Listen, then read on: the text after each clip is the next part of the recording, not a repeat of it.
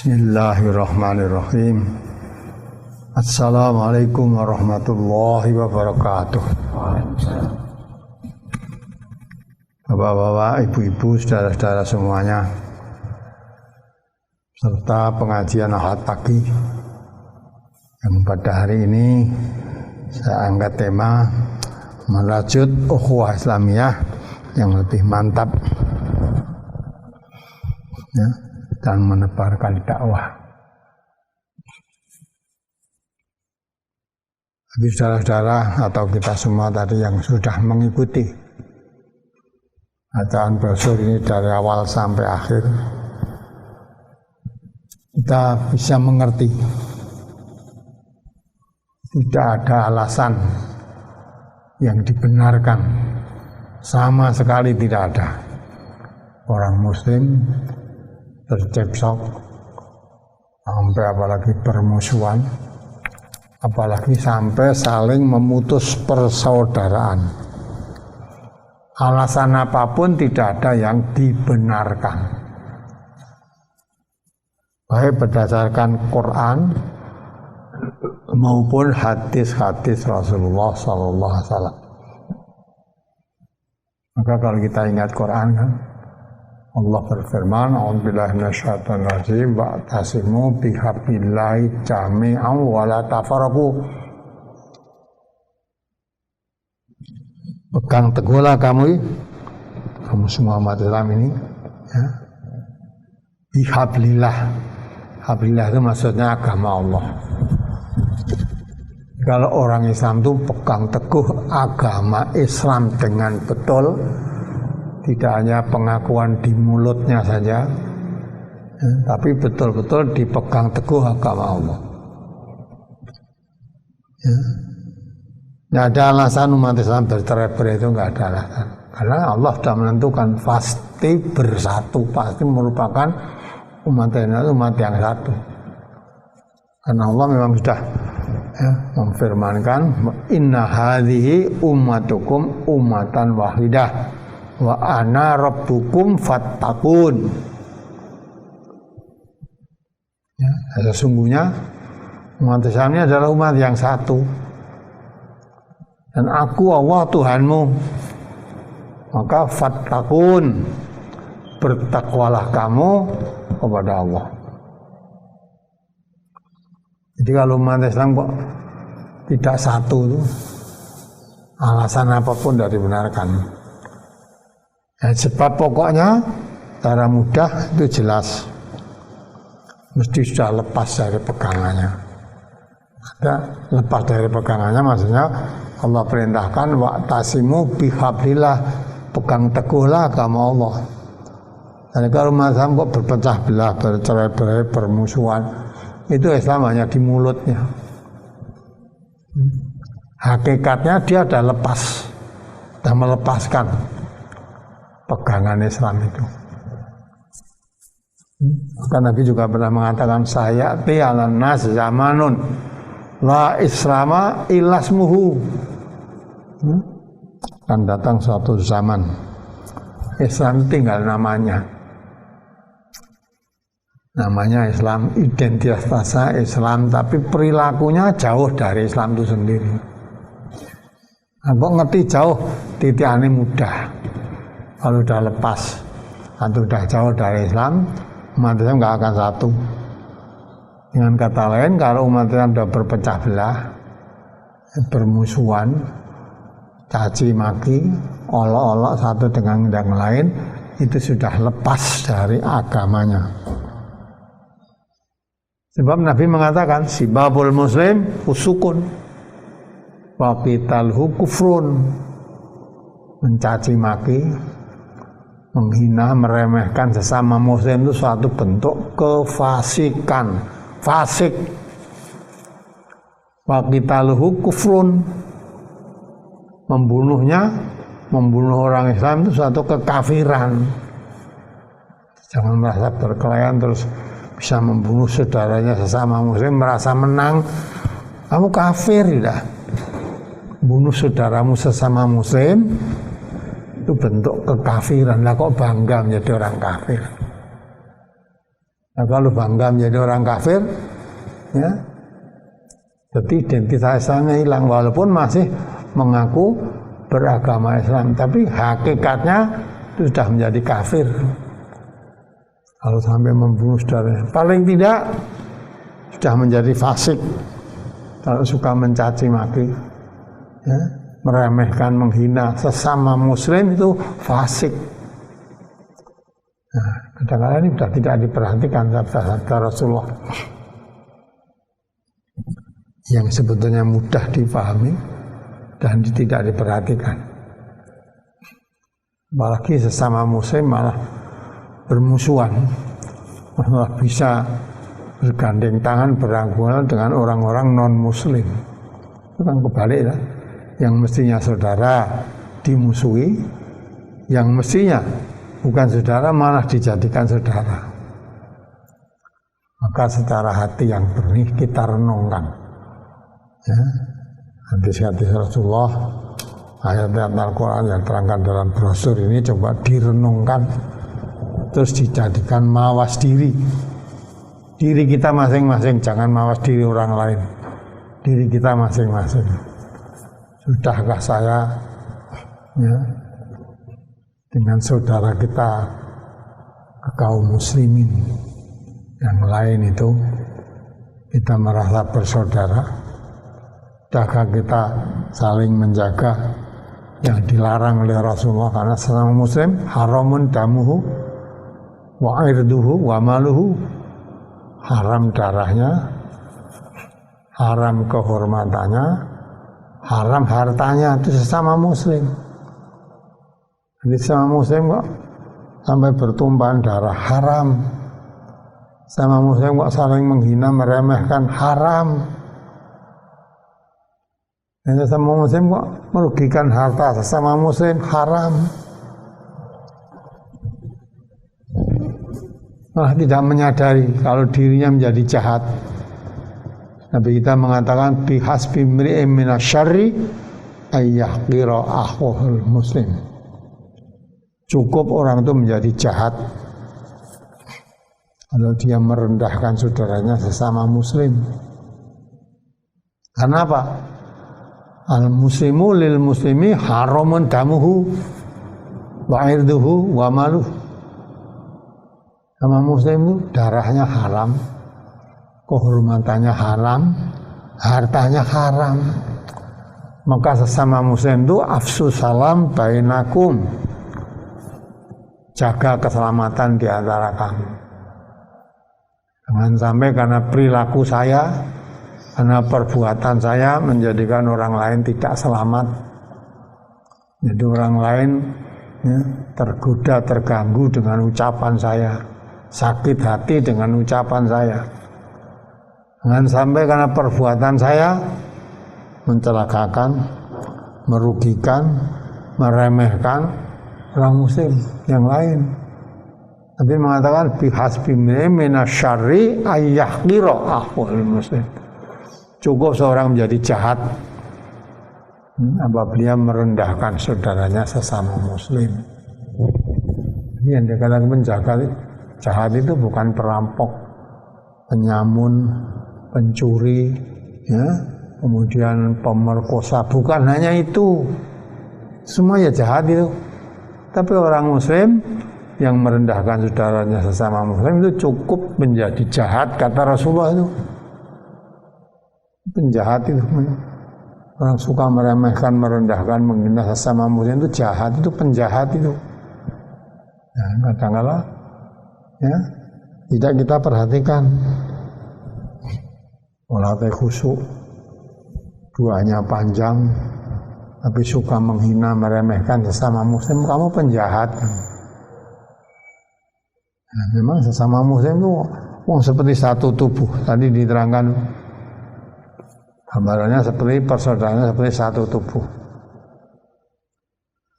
Tubuh yang satu ini kalau ada bagian tubuh yang sakit tidak dirasakan sendiri, seluruh tubuh merasakan sakitnya. Ada bagian tubuh yang sakit, seluruh tubuhnya bisa merasakan, sampai rasa demam, tidak bisa tidur, hanya sakit bagian tubuh Itu persaudaraan kita. Apalagi malah menyakiti, gitu? Menyakiti saudaranya, menghina, apakah menyakiti hati atau menyakiti fisik. Nah, itu dikatakan Nabi orang begitu itu fasik. Maka mari setelah membaca dosa ini kita renungkan, ya, kita perbaiki diri kita masing-masing untuk menjadi orang Islam yang baik. Orang Islam yang baik itu artinya tidak Islam dalam mulutnya saja, Islam dalam perilakunya. Nah, menjaga keselamatan, kehormatan saudara kita dalam rangka ikut membantu, tolong-menolong sesama kita. Jangan sampai penderitaan saudara kita menjadi kegembiraan kita. Ya. Kenikmatan saudara kita menjadi kesusahan kita, jangan sampai. Ya. Itu kalau saudara kita menderita, kita ikut merasakan penderitaannya. Bagaimana untuk mengatasi supaya saudara kita tidak menderita? Maka Nabi mengatakan jangan kamu mencela dirimu sendiri. Hakikatnya saudara kita sama-sama seperti diri kita sendiri. Kalau kita menghina, meremehkan saudara kita sama-sama berarti meremehkan, menghina dirinya sendiri. Kalau kita menyakiti hati saudara kita sesama muslim berarti menyakiti dirinya sendiri. Nah, maka itulah begitu indahnya persaudaraan sama muslim. Maka seharusnya kita hidup di suatu negeri Indonesia ini, negeri yang penuh berkah. Dan secara mayoritas penduduk ini beragama Islam. Maka kalau Islam diamalkan betul, negeri ini akan menjadi negeri aman, tentram, ya, kuat, serta aman, tentram, dan tidak ada permusuhan. Kan isinya mayoritas orang Islam. Yang tidak Islam hanya sedikit. Mestinya akan mentaati aturan-aturan Islam. Kalau orang Islam di negeri ini baik semua, seperti satu tubuh tadi, dah yang lain mesti terbawa. Tapi kalau umat Islam dalam negeri yang besar mayoritas beragama ini permusuhan, ikut membawa yang lain juga. Maka sebenarnya menjadi penentu umat Islam di negeri ini.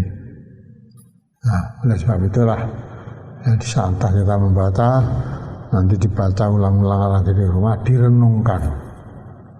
Sudahkah kita mengamalkan tuntunan Allah dan tuntunan Rasulullah? Dengan kata lain, adalah kita memegang teguh Islam ini dengan betul, atau Islam hanya baru di mulut kita saja, tapi kenyataannya masih susah untuk dipraktekkan dalam kehidupan. Hawa nafsunya yang masih menguasai. Sampailah saya rasa sebagai pengantar mengomentari brosur pada pagi hari ini. Ya, sampai itu saya beri kesempatan untuk saudara semuanya yang ikut mendengarkan, mengkaji brosur pada pagi hari ini. Saya beri kesempatan, mari kita kaji bersama. Yang kurang jelas kita bahas bersama, kita tanyakan. Ya, nanti kita bisa menjadi orang Islam itu betul-betul sesuai dengan tuntunan Islam. Tidak hanya Islam dalam mulutnya. Walaupun Nabi memang mengatakan akan datang suatu zaman Islam tinggal namanya, maksudnya peringatan. Kalau setelah jadi betul, ya memang Nabi sudah mengatakan itu, maksudnya Nabi mengatakan begitu, itu jangan sampai lengah umat Islam itu. Jangan sampai hanya Islam tinggal namanya, identitasnya, tapi perilakunya bukan orang Islam, jangan. Quran tinggal tulisannya, jangan.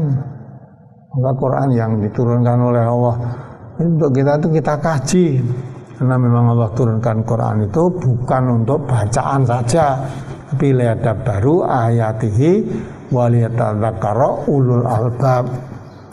Bagi orang yang punya akal pikiran, ya, supaya mendapat pelajaran, supaya dipelajari tiap-tiap ayatnya, Nah, orang yang mempunyai pikiran yang sehat supaya dapat pelajaran. Itu fungsi Quran diturunkan.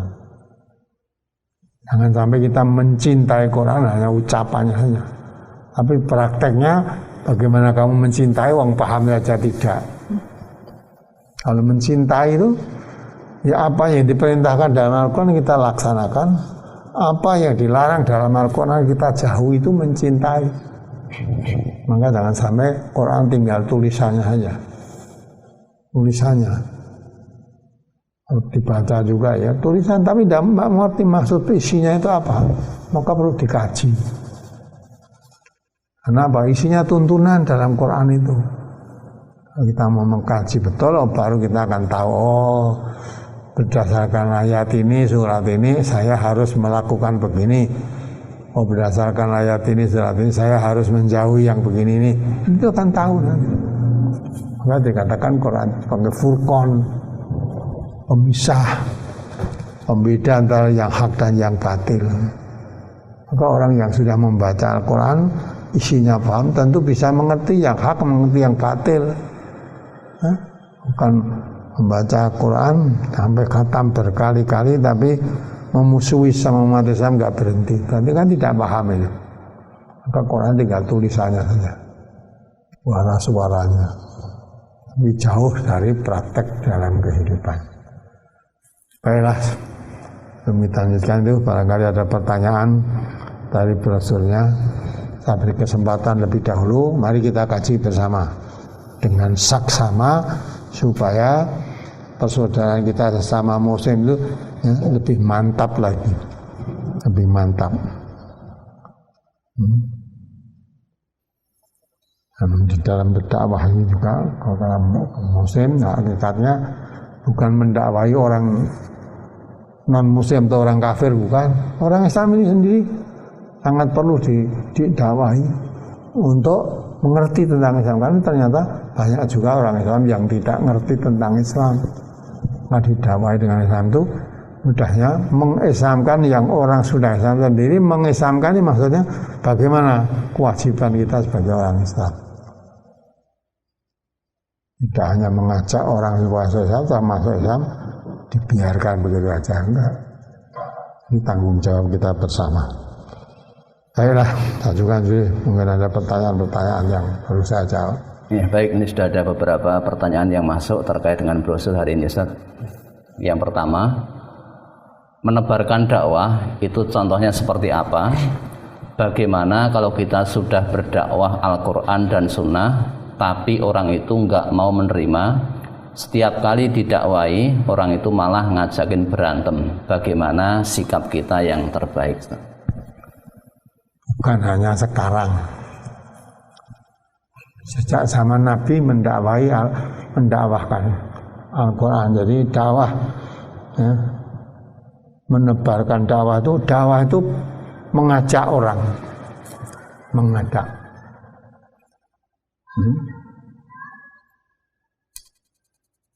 Ya, Allah sudah mengatakan, wa man ahsanu qawlan mimman da'a ilallah wa amila sholihan wa qala innani minal muslimin.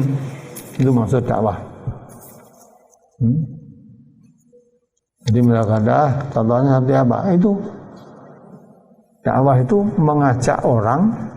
Coba dibaca ayatnya, wa man ahsanu qawlan mimman da'a yad'u. Surat Fusilat nomor surat 41 ayat 33. Ayat 33 Surat Fusilat. Surat Fusilat. Wa man ahsanu qawlan mimman da'a ilallahi wa amila sholihan wa qala innani minal muslimin. Siapakah yang lebih baik perkataannya daripada orang yang menyeru kepada Allah, mengerjakan amal yang soleh dan berkata, sesungguhnya aku termasuk orang-orang yang berserah diri. Nah, wa man ahsanu qawlan, siapa yang lebih baik ucapannya, perkataannya, ya, dibanding dengan mimman da'a ilallah, orang yang hanya mengucap ucapannya itu menyeru anta'a ilallah, menyeru untuk tunduk patuh kepada Allah dan mengajak orang wa amila sholihan, mengajak orang untuk beramal soleh. Dan dia menyatakan waqala innani minal muslimin, yang mengatakan sesungguhnya aku termasuk orang yang minal muslimin, yang tunduk patuh pada Allah. Jadi dakwah itu mengajak manusia, ya, taat kepada Allah, mengajak manusia untuk beramal soleh dan menyatakan diri menjadi orang yang tunduk patuh kepada Allah. Orang muslimin itu maksudnya orang yang tunduk patuh pada Allah. Itu perkataan yang paling baik, itu tidak ada yang lebih baik daripada itu. Kita mengajak tunduk patuh pada Allah. Nah, kalau Allah merintahkan untuk melakukan suatu perbuatan, ya kita lakukan. Allah merintahkan untuk menjauhi perbuatan itu, ya kita jauhi perbuatan itu, namanya dakwah.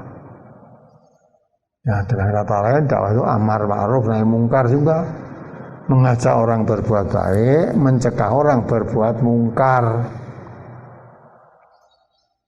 Maksudnya begitu. Terus apa lagi tadi? Nah, kalau ada orang didakwahi, diajak untuk tunduk patuh pada Allah, ya, beramal soleh, tidak mau, malah makin memusuhi.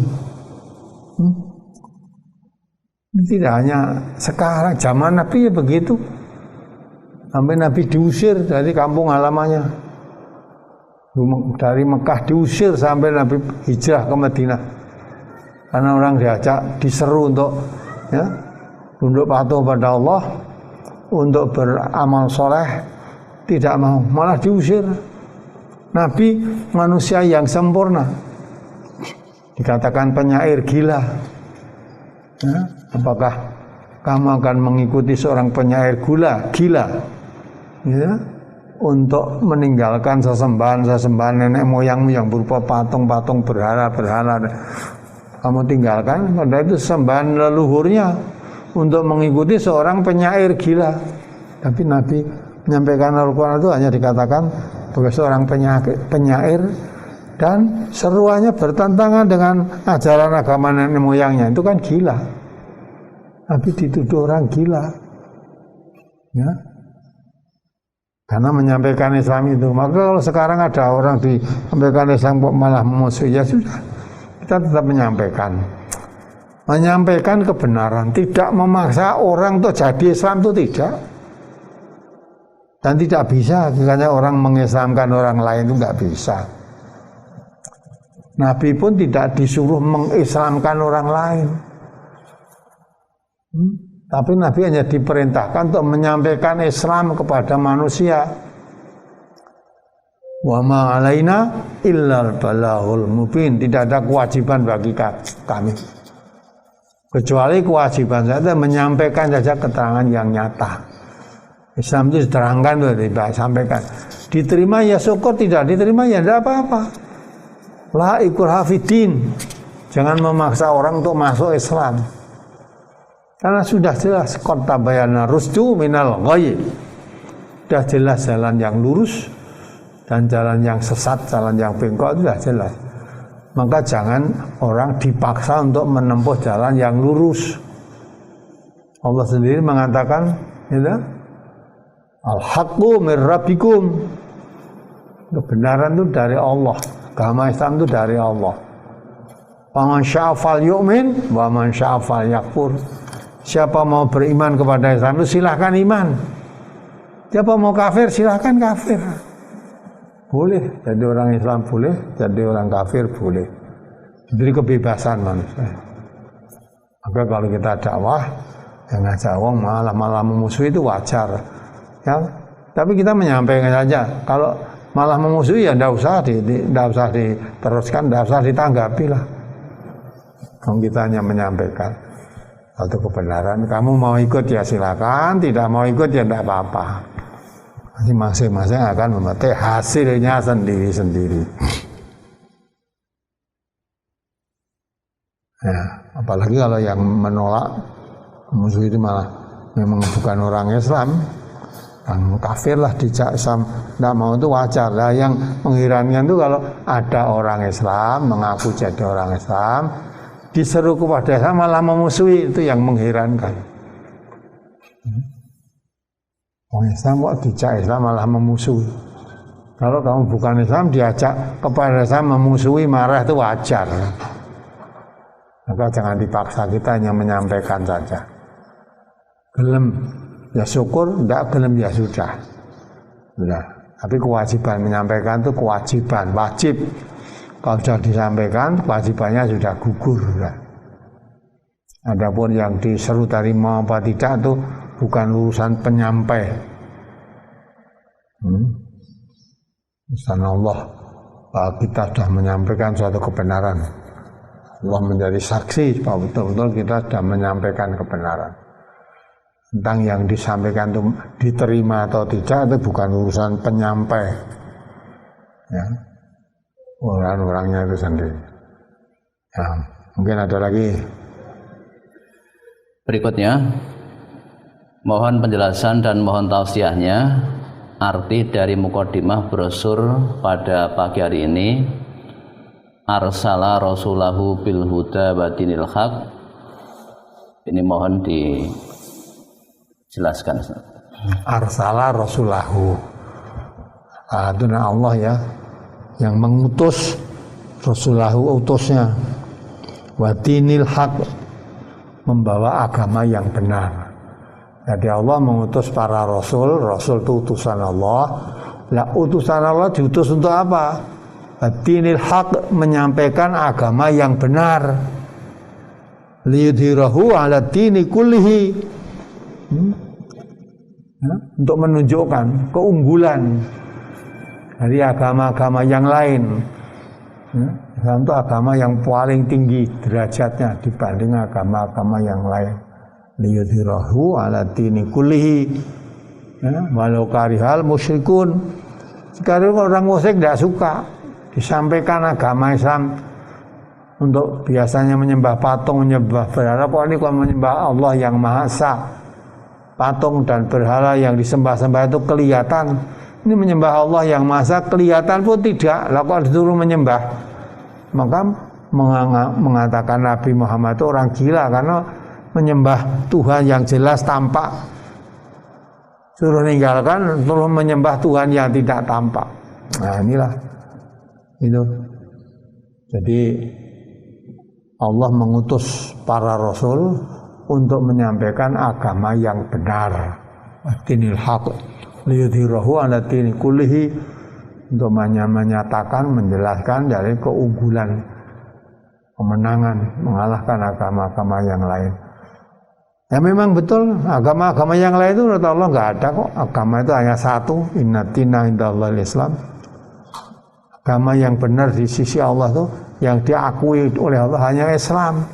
Maka kalau ada agama-agama yang lain itu ya, agama yang dinil haq, agama yang benar-benar dari Allah itu hanya Islam. Maka kalau ada agama-agama selain Islam itu tidak diakui oleh Allah. Mungkin apa lagi yang dimaksud? Berikutnya, batasan kesabaran seorang pemimpin memberi nasihat dan contoh akhlak terhadap yang dipimpinnya sampai di mana ketika ada yang dipimpinnya kurang baik dalam akhlaknya karena banyak terjadi, baru memberi nasihat karena dianggap belum menuruti nasihatnya lalu malah memusuhinya. Ini nggak ada kok. Dan seorang pemimpin menasihati, ya, tidak malah memusuhi, itu nggak ada. Dia hanya kewajiban. Samping itu seorang yang dipimpin, kalau dia mengakui ini pimpinannya, mengakui itu kalau dia seorang pemimpin. Nah kalau seorang mengakui ini pimpinannya, ya mesti ditaati. Wong pimpinannya kok tidak ditaati, apalagi kalau dalam Islam. Kalau itu diakui pimpinannya, ditaati selama pemimpin tadi mengajak kepada jalan yang benar. Ini kata Nabi itu. Ya. Nabi mengatakan, selama bimbingan ngajak benar, ya, ditaati. Nah, kalau mengajaknya tidak benar, ya, Nabi juga mengatakan fala sama wala ta'ata, jangan didengar dan jangan ditaati walaupun itu dari pemimpin. Kalau pemimpin mengajak tidak benar, ya, maka perintah Nabi kepada yang dipimpin jangan didengar ajakannya. Wala ta'ata, jangan ditaati. Itu kalau ajakannya kepada tidak benar. Tapi kalau mengajak kepada yang benar, kalau kita menolak kepada pemimpin ngajak yang benar, hakikatnya menolak Allah. Ya, karena hakikatnya kebenaran itu dari Allah. Ya, diajak kepada kebenaran kepada Allah, kok menolak, hakikatnya menolak dari Allah itu. Itu pun ya nggak perlu dimarah kalau kamu tidak mengaku saya ada pemimpin, saya ada terserah. Saya tidak akan mengarahkan kamu lagi, kamu tidak mau dipimpin, sudah mau apa kamu buat silahkan. Tapi antara kamu dan saya, sudah kamu jangan mengaku saya sebagai pimpinanmu, dan saya tidak akan menganggap kamu sebagai orang yang saya pimpin. Ya, karena pemimpin itu tanggung jawab, maka selalu mengajak al-imamu ra'in wa mas'ulun an ra'iyatihi. Seorang imam, seorang pemimpin itu adalah dikatakan oleh Nabi seperti penggembala, artinya penanggung jawab. Nanti akan ditanya tentang tanggung jawabmu kepada orang yang kamu pimpin itu. Kamu pimpin kemana? Kamu arahkan kemana? Itu tanggung jawabnya nanti. Maka bagi seorang pemimpin, kalau melihat yang dipimpin menyimpang dari kebenaran, ya, selalu akan diingatkan untuk berbuat baik, berbuat lurus, berbuat kebenaran. Tapi kalau memang dia bukan orang yang dipimpin, ya memang sudah menyatakan dia tidak mau dipimpin, waman syafa yumin, waman syafa yakfur, udah dibiarkan. Memang kamu boleh kok, menolak boleh, menerima boleh, menerima kebenaran boleh, menolak boleh. Malah saya seorang pemimpin tidak boleh memaksa, kamu harus mau mengikuti kebenaran, harus mau, tidak. Hanya kalau kamu menyatakan saya sebagai pemimpinmu, nah saya memimpin manusia kepada jalan yang benar. Nah, kalau memang sudah tidak mau saya pimpin ke jalan yang benar, sudah semaumu, rasa karepmu lah, mau berbuat apa kamu lakukan. Nah, kalau pemimpin marah itu karena rasa tanggung jawabnya.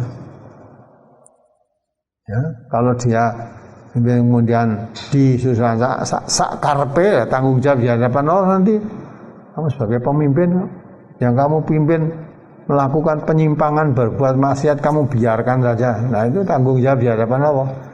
Daripada nanti dimarah Allah, ya sudah kita sampaikan itu. Ya, kalau memang tidak mau dipimpin, sudah saya nggak akan pimpin kamu, dan kamu jangan mengaku saya sebagai pemimpinmu. Ya, nanti di hadapan Allah akan lepaskan tanggung jawab antara pemimpin dan yang dipimpin. Di hadapan Allah nanti lepas tanggung jawab. Iltabara alladzina tubi'u minalladzina taba'u wa ra'awul azaba wa taqatta'at bihimul asbab. Ya, baca coba Al-Baqarah 167 itu.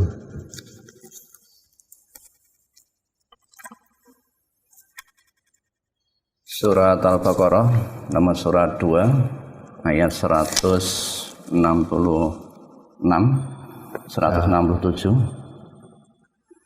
Ittabarra alladzina tubi'u minal ladzina taba'u wa ra'awul 'adzaba wa taqatta'at bihimul asbab wa qala alladzina taba'u law anna lana karratan fanatabarra'a minhum kama tabarra'u minna kadzalika yurihimullahu a'malahum hasaratin 'alaihim wa ma hum bikharijina minan nar.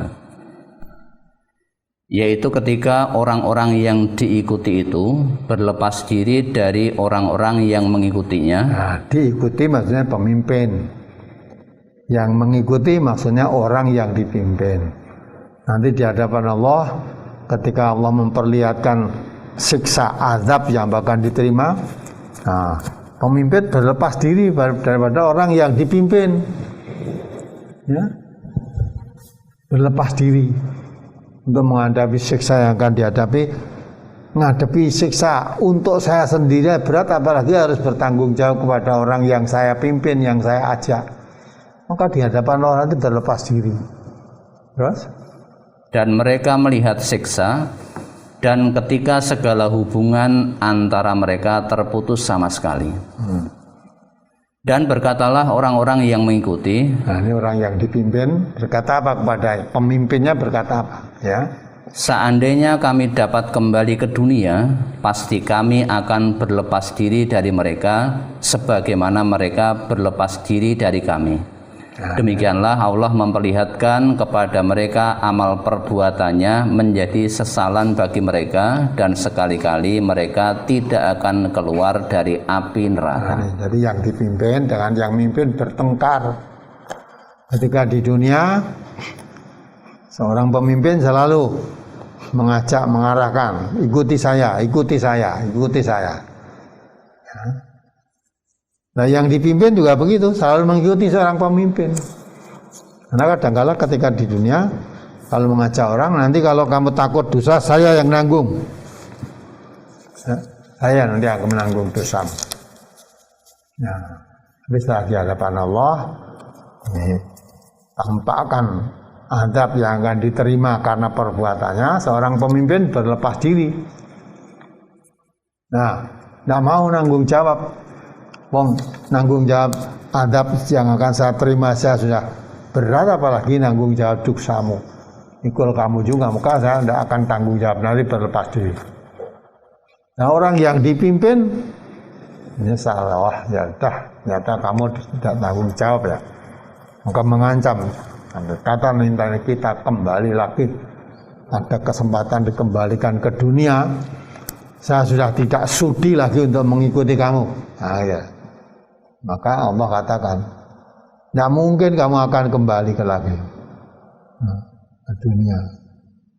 Maka kadzalika yurihimullahu a'malahum, mereka menyesal ya atas perbuatannya. Ya, hasaratin alaihim wa ma hum bi kharijina minan nar. Akhirnya antara yang dipimpin dan yang memimpin tidak bisa keluar dari api neraka.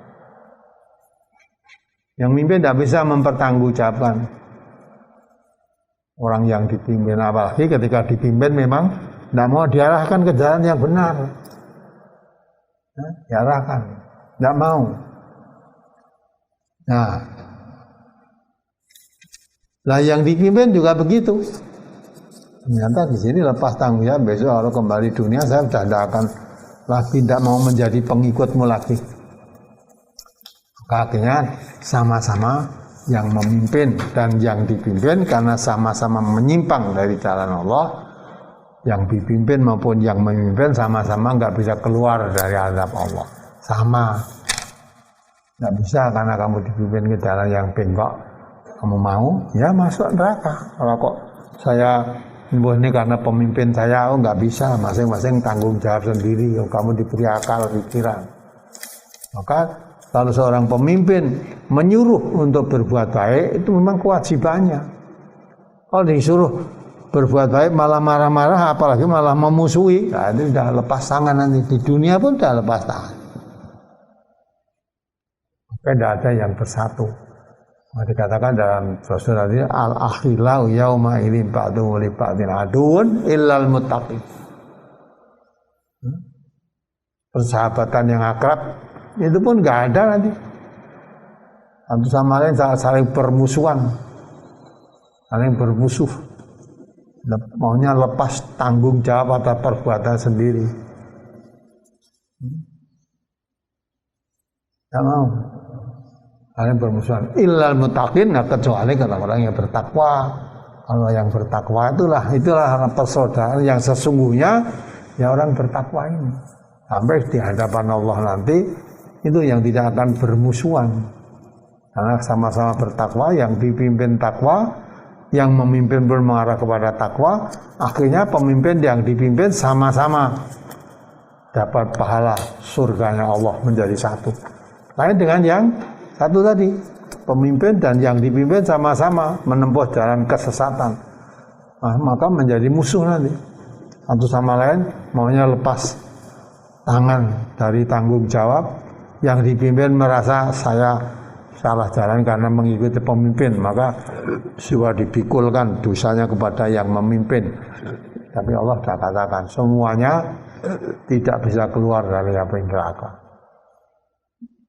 Maka dari itu kalau pemimpin mengarahkan pada jalan yang benar itu betul. Lewat ini yang dipimpin yang tidak mau malah memusuhi, ya sudah lepas. Nanti di akhirat pun tidak ketemu. Nah, apalagi? Berikutnya, saya pernah mendengar ayat Al-Quran yang kurang lebih menerangkan kalau orang-orang yang merasa dirinya selalu benar itu juga salah satu sifat dari orang-orang yang musyrik. Apakah benar? Bila iya, mohon diinfokan surat apa dan ayat berapa. Allah sudah berfirman. Coba dibaca itu. Ya. Jangan merasa dirimu benar sendiri. Ya. Yang mengerti siapa yang bertakwa itu bukan dirimu sendiri. Yang lain salah, ya. Maka Allah yang mengetahui siapa yang bertakwa. Surat An-Najm. Nah, baca surat An-Najm ayat 32. Ayat 32 dibaca. An-Najm ayat 32. Surat An-Najm surat nomor berapa? Surat 53. Ya, surat nomor 53 ayat 52. Alladzina yajtanibuna kabairal ismi wal fawahisa illal lamam inna rabbaka wasi'ul maghfirah huwa a'lamu bikum idh ansha'akum minal ardi wa idh antum ajinnatun fi butuni ummahatikum fala tuzakku anfusakum huwa a'lamu bimanittaqa. Yaitu orang-orang yang menjauhi dosa-dosa besar dan perbuatan keji yang selain dari kesalahan-kesalahan kecil. Sesungguhnya Tuhanmu maha luas ampunannya dan Dia lebih mengetahui tentang keadaanmu ketika Dia menjadikan kamu dari tanah dan ketika kamu masih janin dalam perut ibumu. Maka janganlah kamu mengatakan dirimu suci, Dialah yang paling mengetahui tentang orang-orang yang bertakwa.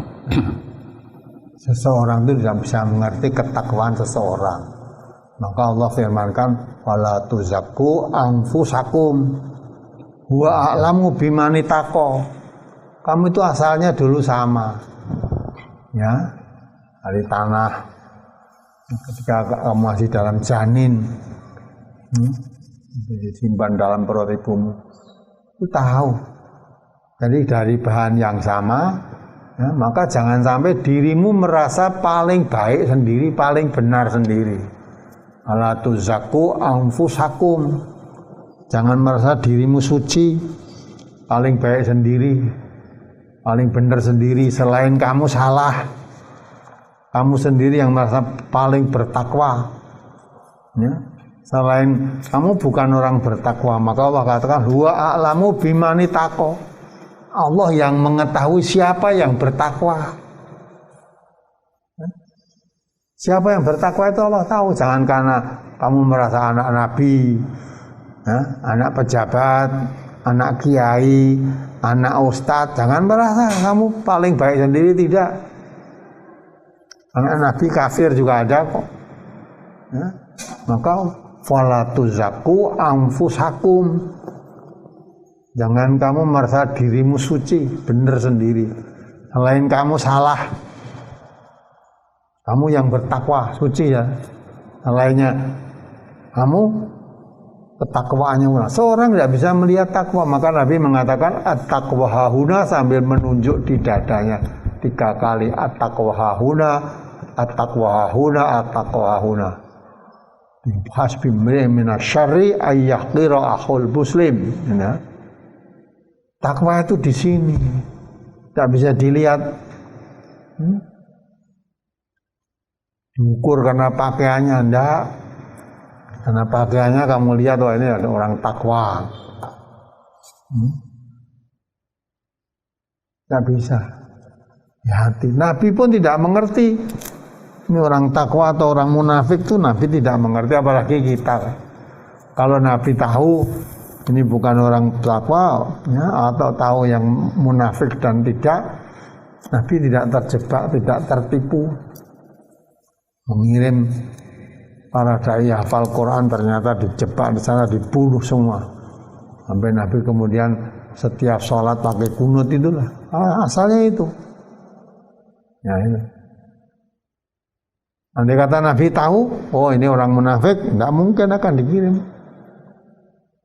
Tidak dikirim balik untuk dakwah, ya ternyata dibunuh semua. Nah, Nabi prihatin sekali. Ya, tiap sholat terus, Nabi selalu kunut. Harus berhenti. Tadi tegur, Muhammad, itu bukan urusanmu. Apakah orang itu akan saya ampuni atau akan saya hukum, itu bukan urusanmu. Nah, dari Nabi aja nggak ngerti siapa yang bertakwa. Karena memang tidak bisa dilihat dari pakaiannya, tidak bisa dilihat dari ya, perilaku perbuatannya sehari-hari. Tapi yang bisa dilihat tidak. Ya. Kalau yang bisa dilihat yang tampak lah, yang tidak tampak. Ya, maka ada orang mati syahid, ada orang dermawan, ya, ada orang ulama, alim lah. Orang semua mengatakan ini ahli surga, ya, ahli surga. Mau orang mati syahid, perang membela agama. Orang dermawan, suka menolong orang tidak punya, suka memberi berbantuan pada orang yang membutuhkan bantuan. Ya, satu orang alim, dia dakwah kesana kemari tabligh, tidak minta imbalan upah dari manusia nih. Tapi katakan setelah dikumpulkan di hadapan Allah, ternyata Nabi mengatakan 3 orang tadi yang pertama-tama lemparkan ke neraka. Di mana letak kesalahannya? Karena dalam hatinya. Nah, itu hati tidak tahu. Dermawan tadi memang dia suka menolong siapapun, ditolong orang kesusahan apa supaya disebut dia seorang dermawan. Orang alim juga begitu, dia dakwah ke sana kemari dengan ilmunya. Perlunya apa? Supaya disebut dia seorang ulama besar, orang alim. Orang yang mati saya begitu, perang betul membela agama Allah. Nah, seorang pemuda maju di garis depan. Saya ingin supaya saya disebut seorang pemuda pemberani, ya, pemberani. Nah itu semua sudah didapat. Satu sudah disebut pemberani, satu sudah disebut dermawan, satu sudah disebut orang alim. Itu memang yang dikehendaki sudah didapat semua. Tapi 3 golongan ini syarat pertama kali masuk ke neraka. Nah ini karena yang tidak tampak dalam hatinya tadi, karena dia niat berbuat nyata bukan karena aku Allah maksudnya. Dia niat berbuat, suka memberi pertolongan pada orang miskin, suka dengan dermawan, memang supaya mendapat sebutan dia seorang dermawan. Ya. Sampai mati pun sudah yang memberi sambutan juga begitu. Kita merasa kehilangan seorang dermawan. Ya, betul-betul diketahui. Semua orang mengatakan dia ahli surga, tapi ternyata dia masuk neraka karena niatnya hanya yang diminta itu tadi, semua sudah didapat, bukan niat karena Allah. Maka Allah meluruskan, inna sholati wa nusuki wa mahyaya wa mamati lillahi rabbil alamin. Ya, sholatku, ya, ibadah nusukku, aktivitas hidupmu, aktivitas apa? Apa kita dakwah, apa kita dermawan, apa kita perang membela agama Allah, semuanya itu lillahi rabbil alamin. Dengan terbentuk niat yang lain, maka jangan merasa kamu merasa suci, merasa bertakwa sendiri karena apa? Nah, yang paling mengetahui siapa yang bertakwa itu Allah. Maka jangan meremehkan satu dengan yang lain, jangan merasa dirinya lebih dari yang lain. Kalau saya merasa itu memang betul, itu dia orang sombong. Kalau merasa dirinya yang paling baik, dirinya yang paling takwa, ya sombong. Nah, orang sombong itu Nabi juga mengatakan, la tadkhulul jannata man kana fi qalbihi mithqala dzarratin min kibrin. Tidak akan masuk surga orang yang dalam hatinya ada kesombongan walau sebesar zarrah. Sebesar zarrah sombong tidak bisa masuk surga. Apalagi kesombongan yang lebih besar. Yang dimaksud sombong apa? Kata Nabi, batarul haq wa ghamtun nas. Kalau dia sudah merasa yang paling baik sendiri, paling bertakwa sendiri, susah mendapat nasihat ini. Ya, karena dia sudah paling baik, paling bertakwa kok menasihati saya yang paling bertakwa saya. Tidak pantas kamu menasihati saya. Mestinya saya menasihati kamu. Walaupun benar ditolak. Ya, karena dia merasa sudah paling benar tadi. Nah, jadi kalau orang merasa dirinya paling benar, itulah menjadi orang sombong. Orang sombong itu sebesar zarrah aja tidak akan masuk surga. Nah, ini. Apalagi Ustadz, saya sudah berulang-ulang untuk menyampaikan kepada saudara-saudara saya, baik teman maupun kawan, mari kita saling menghargai dan menghormati perbedaan paham. Tetapi malah dia mendiamkan saya. Bagaimana cara menyikapinya? Mohon tausiahnya. Ya sudah, dibiarkan saja. Kalau kamu sudah menasihati ya, berulang kali, ada menjawabkan, jangan sampai kamu merasa wong dinasihati orang gugu. Ya sudah, kalau memang dinasihati kebenaran tidak mau menerima, ya sudah, dilepas saja. Hanya menasihati. Ya. Apalagi menasihati orang mengerti paling sulit. Dia sudah mengerti, dinasihati, ya. Saya sudah tahu begitu itu sudah tahu. Ya benar, gue ngerti, mbok menawa lupa. Dia mengatakan saya tidak lupa. Sudah tak? Terus merasa mengerti, merasa tidak lupa, dinasihati angel. Tapi kalau orang Muslim, ya, dinasihati senang. Maka haknya sama Muslim satu dengan yang lain itu fa'idzastan sohaka fansohu. Kalau Muslim minta nasihat kepadamu, maka nasihatilah dia. Ya, itu haknya dia. Kalau minta nasihat, dinasihati. Dan nasihati bagaimana? Tawasau bil haq, tawasau bis sabar. Kita saling menasihati kepada kebenaran. Kebenaran itu maksudnya dari Allah, al-haqqu min rabbikum. Nasihati secara Quran. Ini dari Quran gelem ya sudah. Mau apalagi apa mau kamu paksakan? Nah, kalau kamu sudah berusaha, Allah itu tidak melihat hasil. Setelah kamu nasihati jadi mana orang itu tidak dilihat oleh Allah. Yang dilihat kesungguhan kamu berusaha. Kalau sudah berusaha mengajak, menasihati, tidak mau, ya sudah. Itu lepas urusanmu. Tapi kewajibanmu mengajak kebaikan sudah kamu lakukan. Jadi kewajibanmu sudah lepas. Adapun yang diajak tadi mau apa tidak mau, itu urusan yang diajak. Kamu ikhlas, menasihati juga dengan ikhlas. Ya. Ditolak kamu juga tidak sakit hati. Ya.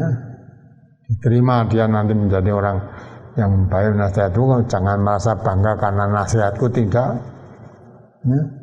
Semua usaha itu sungguh-sungguh, hasil ditentukan oleh Allah. Maka Allah akan melihat usahanya, bukan melihat hasilnya. Ya. Wajahidu fillahi haqqa jihadih. Bersungguhlah kamu ya, dengan bersungguh-sungguh yang sesungguhnya. Ya di jalan Allah dengan sungguh-sungguh. Nah, kemudian usaha dengan sungguh-sungguh, hasilnya Allah yang menentukan. Tapi kesungguhan dalam berusaha itu yang akan dinilai oleh Allah. Apa kamu mengira akan masuk surga?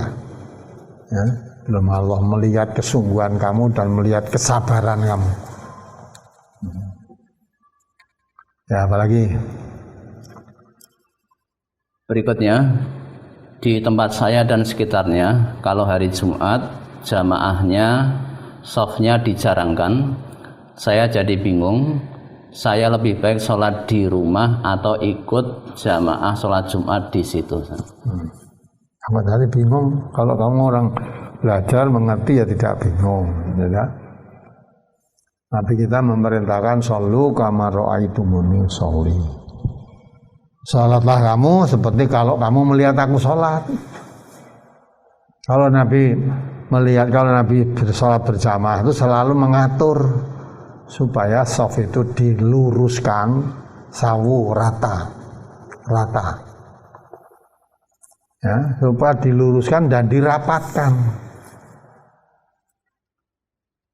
Sampai Nabi mengatakan kalau ada shaf yang kosong diisi. Nah, shaf yang kosong itu kalau tidak diisi nanti akan diisi setan. Jadi kalau dalam sholat itu barisannya rapat dan lurus. Jangan satu dadanya akan menonjol ke depan, satu mendak ke belakang, itu kan? Maka Nabi Nabi mengatakan jangan berselisih kamu, satu kan jangan maju mundur, nanti hatimu akan berselisih pula. Nah, dirapatkan. Kalau dirapatkan tidak mau, nggak boleh ya sudah. Yang penting kalau kamu mau jamaah di situlah. Bawa berapa orang teman orang, aku 3 teman yang kamu bawa itu menempati shaf yang lurus rapat. Adapun yang lain tidak mau ya sudah tidak diajak. Yang mau tadi diajak. Sudah. Tapi kalau kamu jadi imam, gitu, sebelum imamnya rapat, sebelum makmumnya rapat lurus, jangan memulai. Karena fa inna taswiyatas sufufi min tamamis shalah. Karena lurusnya shaf, rapatnya shaf tadi merupakan sempurnanya sholat jamaah. Ya, nah kalau memang semua di masjid itu luruskan shaf, tidak ada semua ya sudah. Kamu seorang diri ya lebih baik sholat di rumah ya diatur daripada di masjid nyalai aturan. Jadi di masjid nyalai aturan. Kalau maunya di jamaah ya harus menurut aturan sholat jamaah.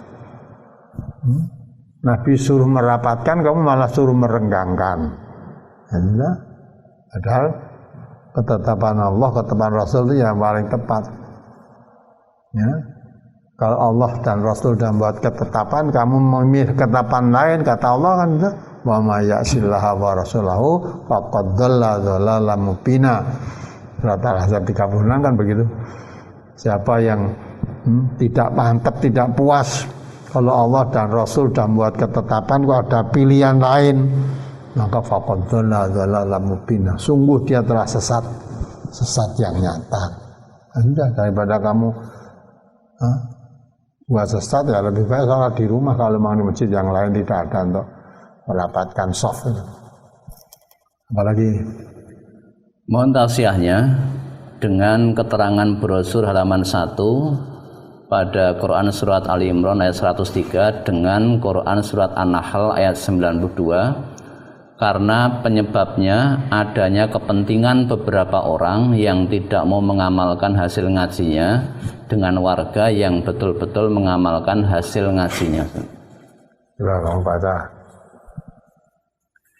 Surat An-Nahl ayat 92, surat ke-16. A'udzu billahi minasyaitonir rajim. Wala takunu kallati naqadat ghazlaha min ba'di quwwatin ankasa tattakhizuna aymanakum takhalam bainakum an takuna ummatun hiya arba min ummah innama yabluukumullahu bih wala yubayyinanna lakum yaumal qiyamati ma kuntum fihi takhtalifun. Ya, perhatikan. Dan janganlah kamu seperti seorang perempuan yang menguraikan benangnya yang sudah dipintal dengan kuat menjadi cerai-berai kembali. Kamu menjadikan sumpah atau perjanjianmu sebagai alat penipu di antaramu disebabkan adanya satu golongan yang lebih banyak jumlahnya dari golongan yang lain. Sesungguhnya Allah hanya menguji kamu dengan hal itu, dan sesungguhnya di hari kiamat akan dijelaskannya kepadamu apa yang dahulu kamu perselisihkan itu. Di zaman dulu ada seorang wanita, di situ ada gambarannya wanita menenun benang.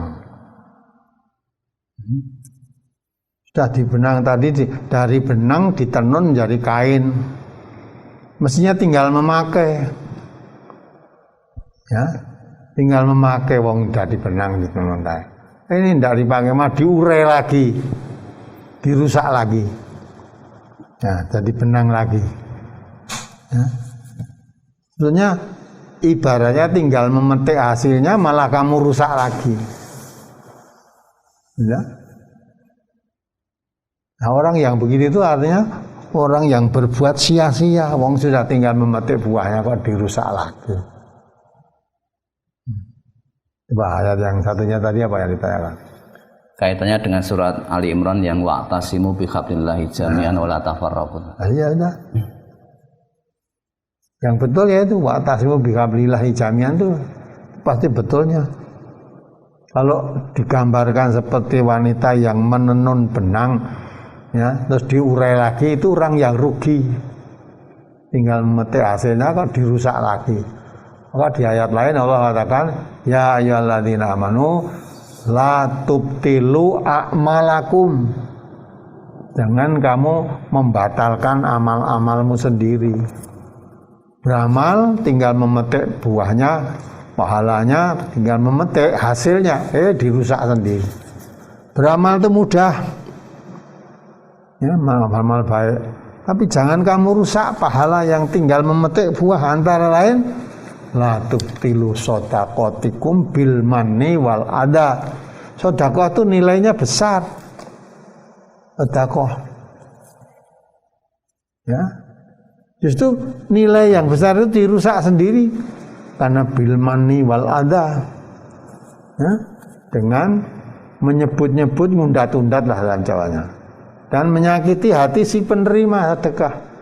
Wah, tadi ada kata kamu sedekah, sudah kamu ikhlas mengharap ridha Allah, pahalanya besar. Lah kok bar memberikan sedekah, kamu kandak-kandak ke yang sopo-sopo. Padahal Nabi kan menuntut kita kalau kamu mencegah pada seseorang, ibaratnya tangan kananmu memberi, tangan kirimu pun tidak tahu. Apalagi malah dikandak-kandak ke ngundat-undat. Undat-undat, kandak ke wong ini tanganku jam-jamnya, jalannya tak pengen ya sudah.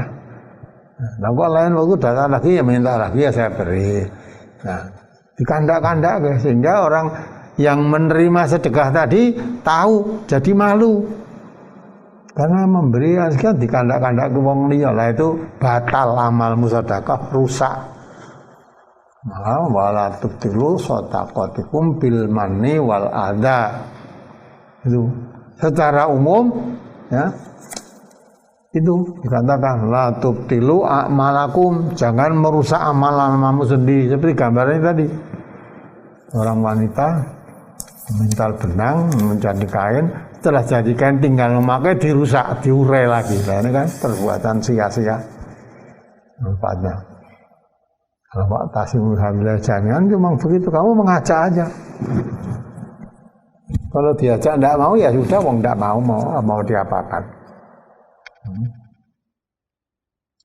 Jadi kalau kamu selalu mengajak, tidak mau alasannya apa, kok tidak mau diajak bersatu bersama, kok tidak mau apa alasanmu lah, itu didunungkan. Jadi kalau alasannya tidak dibenarkan menurut agama, ya kamu nasihati lagi. Makanya kewajiban sesama muslim itu tawasau bil haq, tawasau bis sabr. Nasihat menguasai dengan kebenaran, dengan Al-Quran tadi, juga dengan kesabaran, tidak mudah putus asa. Karena berbuat baik tidak boleh mudah putus asa. Ya, dinasihati aja. Dan diiringi dengan doa, mudah-mudahan bisa menerima hidayah dari Allah Subhanahu wa taala, bisa menerima kebaikan. Ya, apalagi mohon dijelaskan kembali isi Quran surat Al-Anfal ayat 63 dan Az-Zukhruf ayat 67 yang tertera di brosur halaman 3. Kalau di brosurnya Ustaz di halaman 4. Ya, dibaca ya. Surat Al-Anfal nomor surat 8 ayat Wa allafa baina qulubihim law anfaqta ma fil ardi jami'an ma allafta baina qulubihim walakinallaha allafa bainahum innahu azizun hakim. Dan yang mempersatukan hati mereka, orang-orang yang beriman, walaupun kamu membelanjakan semua kekayaan yang berada di bumi, niscaya kamu tidak dapat mempersatukan hati mereka. Akan tetapi Allah telah mempersatukan hati mereka. Sesungguhnya Dia Maha Perkasa lagi Maha Bijaksana. Kemudian surat Az-Zukhruf ayat 67. Al-akhillau yawma idzim ba'duhum li ba'din aduwwun illal muttaqin. Sahabat-sahabat akrab pada hari itu sebagiannya menjadi musuh sebagian yang lain kecuali orang-orang yang takwa. Ditanyakan apa? Ini mohon dijelaskan kembali. Jadi ayat yang tadi lau anfaqta ma fil ardi jami'an ma alafta baina qulubihim walakin Allah alafa bainahum. Al-Anfal 63. Ini kepada Nabi Muhammad, lau anfaqta, kalau kamu menginfakkan ya ma fil ardi jami'an, seluruh apa yang ada di bumi ini kamu infakkan untuk membiayai supaya hati orang Islam itu bersatu.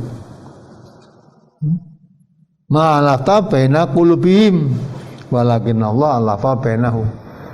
Jadi andai kata kamu Muhammad membelanjakan seluruh harta kekayaan di bumi ini, dibelanjakan untuk membiayai supaya hati orang-orang yang beriman itu bersatu. Kamu tidak bisa. Dan Nabi ini disediakan harta sepenuh bumi untuk membiayai supaya hati orang beriman itu satu. Tidak bisa. Ini untuk pertanyaannya Ustaz, dalam kehidupan berbangsa tentu kita tidak bisa hanya sesama orang beriman saja. Bagaimana dengan upaya menyatukan bangsa yang besar ini seperti Indonesia? Nah, lawang kita wong Nabi pahami dulu, jangan tanya dulu, ini diterangkan dulu. Nabi kita dikatakan oleh Allah dengan dana yang besar untuk menyatukan hati orang-orang yang beriman. Orang-orang beriman loh, bukan orang-orang beriman dengan orang-orang kafir. Tidak bisa kamu, tidak bisa. Ma'alafa baina qulubihim. Terus yang bisa menyatukan hati orang beriman siapa? Walakin Allah alafa bainahum. Allah lah yang bisa menyatukan hati mereka orang-orang yang beriman. Nabi pun nggak bisa menyatukan. Ya. Bahwa yang bisa menyatukan hati seorang muslim orang dengan apa Allah menyatukan? Ya, wa'tasimu bihablillahi jami'an wala tafarraqu. Kalau umat Islam itu berpegang teguh agama Allah semua, pasti tidak bercerai-berai, pasti bersatu. Tapi kalau tidak pegang teguh agama Allah, sekalipun kamu danai biar nyatu, nggak bisa. Nabi aja bisa menyatukan hati orang, ya, orang yang beriman. Apalagi kita, dengan apa kita bisa menyatukan mereka?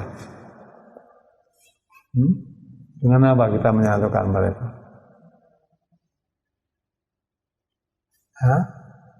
Indonesia ini sudah sejak dulu lah, sejak merdeka dulu. Bukan dengan Pancasila. Apa bisa menyatukan hati? Selama ada Pancasila, sudah. Ada saja yang muncul pecahan. Malah ada yang mengatakan, ya, supaya memantapkan dirinya, saya orang Pancasilais. Nah, selain saya tidak Pancasilais. Nah, justru itu menjadi muncul orang yang mengatakan saya Pancasilais, Orang Indonesia itu harus memakai Pancasila semua. Mau itu mau ya, asal falsafah negaranya Pancasila. Kalau itu dihayati dengan betul-betul, ya satu,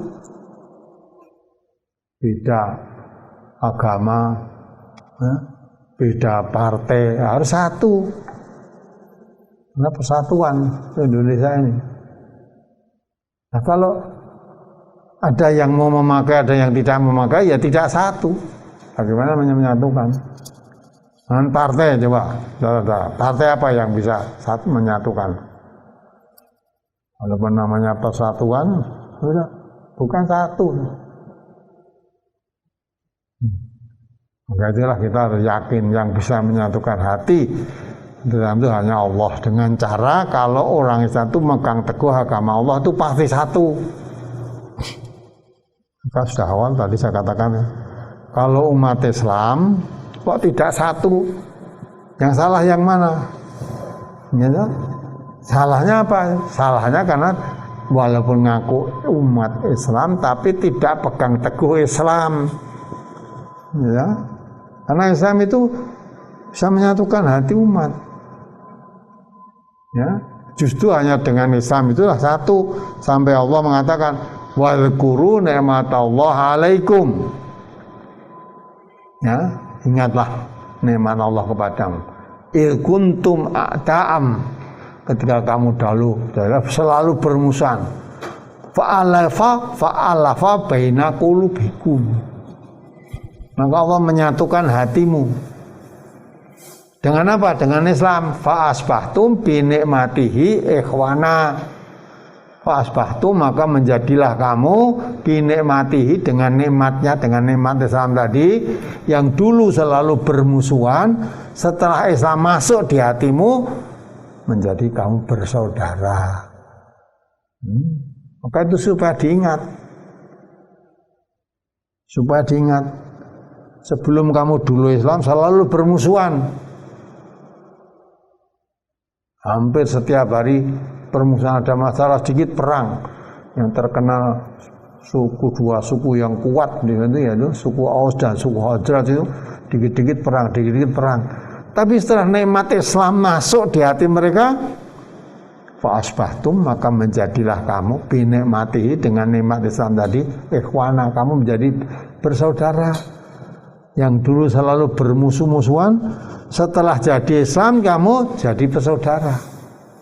Karena berpegang teguh Islam jadi bersaudara. Nah sekarang kalau ada orang Islam sama orang malah tidak bersatu, lah itu walaupun orang Islam tapi tidak pegang teguh Islamnya, maka dikatakan Nabi Islam tinggal namanya saja. Maka Nabi kita Muhammad tidak bisa menyatukan hati orang iman, apalagi hati orang iman dengan orang yang tidak beriman. Nah, kita bagaimana? Allah telah memberi tuntunan yang bisa satu iman sama orang yang beriman. Kalau dengan orang yang tidak beriman, satu, tidak usah saling mengganggu. Lakum dinukum waliyadin, bagimu laksanakan agamamu, bagiku laksanakan agamaku. Antara kamu melaksanakan agamamu, aku melaksanakan agamaku, tidak usah saling mengganggu. Nah, diberi kebebasan, tidak usah saling mengganggu. Nah, itulah, maka itu. Nah, kalau itu diamalkan, sudah. Apalagi di Indonesia itu dikatakan kan, satu bangsa ya bangsa Indonesia. Walaupun nama agamamu lain, tapi kamu tidak bisa ketemu dalam satu bangsa, ya tidak ketemu dalam satu agama, ketemu dalam satu bangsa. Agama apa?